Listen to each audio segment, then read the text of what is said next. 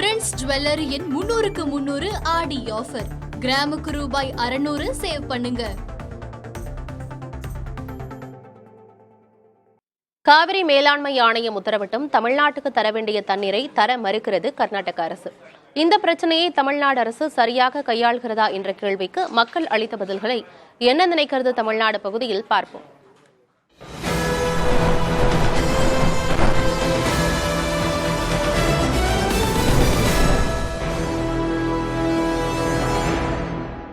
Delta மாவட்டமான தஞ்சை மாவட்டத்தில் June 12க்கு தண்ணி திறக்க வேண்டும். ஜூலை 31 ஆகஸ்ட் 1 வந்துருச்சு. இன்னைய வரலையும் எந்த விதமான நடவடிக்கையும் இல்லை.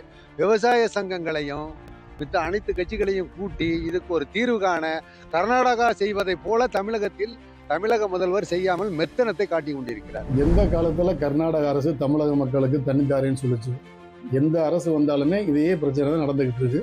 நடுவர்மன்ற தீர்ப்பை மதித்து கர்நாடக அரசு நமக்கு தண்ணீர் கொடுக்க வேண்டியதை கொடுப்பதற்கு போதுமான நடவடிக்கை எடுக்க வேண்டும். வறட்சி காலத்தில் மட்டும் நம்ம காவிரி பிரச்சனையை பெருசாக பேசியும் மழை காலத்தில் காவிரி பிரச்சனை பற்றி எதுவும் நம்ம சரியாக கவனிக்கிறதில்ல. மழை காலத்தில் நம்ம தண்ணீர் சேமிக்காம இந்த கடலில் போய் சேர்ந்துட்டு நடுவர் மன்ற ஆணையம் படி எங்களுக்கு தண்ணீரை வாங்கி தாருங்கள் அப்படி என்று அணுகியிருக்க வேண்டும். அதை விட்டு அவர் மாட்டு அமைதியாக இருக்கிறார். காவேரி விவசாயிகள் இன்று பாலைவனமாக காவேரியே போய்விட்டது.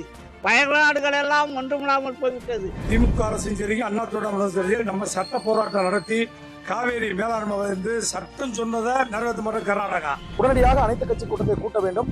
உடனடியாக தமிழகத்தினுடைய அனைத்து விவசாய சங்கங்களையும் அவர்களுடைய கருத்துக்களையும் கேட்டு நிரந்தர தீர்வு காண்பதற்கு நாம் தொடர்ச்சியாக முயற்சிக்க வேண்டும். உடனடியாக கர்நாடக அரசு அணுகி காவேரி மேலாண்மை வாரியத்திற்கு அழுத்தம் கொடுத்து தமிழகத்திற்கு தண்ணீரை பெற்றுத்தர வேண்டும். காலங்காலமா அவங்க நம்மளை வஞ்சிக்கிற ஒரு வேலையை தான் பண்ணிட்டு இருக்காங்க கர்நாடக அரசு.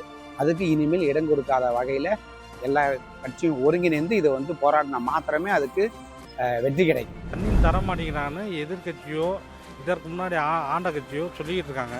அவங்க ஆட்சி செல்லும் போது எதிர்கட்சி இது மாதிரி தான் சொல்லுவாங்க, தண்ணி தர மாட்டாங்கன்னு அவங்களை குறை சொல்லுவாங்க. விஜய் அரசாங்கம் அப்படின்னால் அவர் போகிற போக்கு சரியானதுதான். நம்ம அங்க போனோம்னு சொன்னா நம்ம தோத்து போவோம்.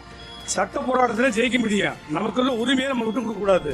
இவங்க அரசியல் பண்றதுக்கு பாதிக்கப்படுறது தமிழ்நாட்டு மக்களும் கர்நாடக பாமர மக்கள் தான் அடிச்சுக்கிட்டு சாகுறாங்க. இவர் அங்க போகிற போது அங்கிருந்து ஒரு தடுப்பு சூழல் வந்தால் அதே சூழல் தமிழ்நாட்டில் ரியாக்ட் ஆகும். அது 2 மாநில மக்களுடைய பிரச்சனையாக மாறும்.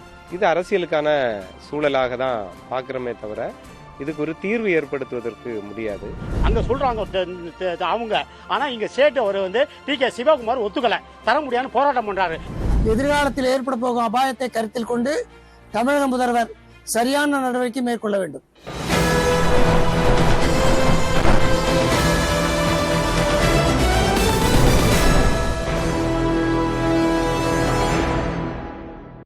பிரின்ஸ் ஜுவல்லரியின் 300க்கு 300 ஆடி ஆஃபர். கிராமுக்கு ரூபாய் 600 சேவ் பண்ணுங்க.